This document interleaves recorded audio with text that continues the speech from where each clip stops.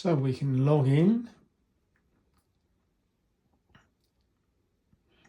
and then we can look at any one of the buttons that are across the top of the screen up here by simply pressing these same buttons on the iPad. Let's open a job to make it a little bit more interesting. So I've got open job just here. Let's select a job. So that's going to use the mouse actually to do that, but let's just use this one. Then that gives us a few things that we can look at. So that's back to the color bar menu or the summary screen. The estimates page is good as well. Now, unfortunately, we would need to still select things with the mouse, but you see it gets you there a lot quicker by just using the buttons that are on the screen. And I can look at any view I want to just by tapping one of those. I can start auto mode as well down here in the bottom of the screen. We can get a CMYK strip preview if we want to. We can also calibrate a linked spectrophotometer, so that would bring up the calibration menu, and of course any spectrophotometer that is connected would be shown in this window. Otherwise, we've got a new job window button that opens up the new job window for us, and we can select any one of these. Again, we're using the mouse to click along those and cancel that. And then I can do all of the things on the menu. So I can close the color inspector. The color inspector is this bit on the top here, so I can close that if I want to.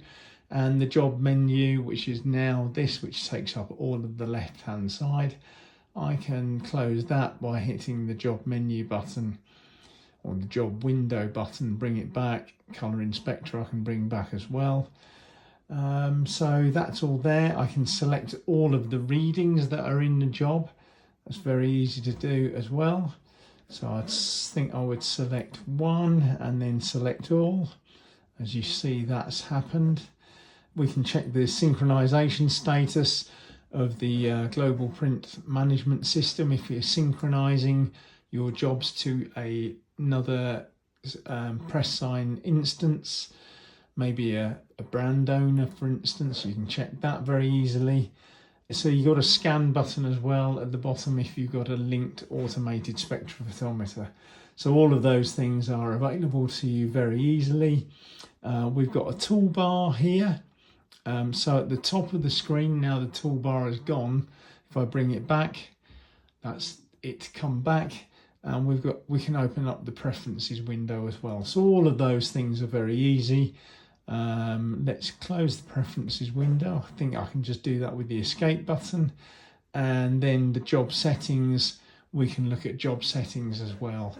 So that's all very easy to do. And if we want to close out, we can just hit escape in these situations. So escape or close. So if you have any questions about how to program this on an iPad for easy access, let me know. We also have another video coming out where I'll show you me doing exactly the same sort of thing on a Stream Deck. This is completely not connected to anything. You would probably want to have it connected to provide power, but I'm doing all of this simply through Wi-Fi. So that's how that would work. Hope you enjoyed the video, and if you've got any questions, ask away in the comments or contact me directly if you know how. Thanks for watching. Bye.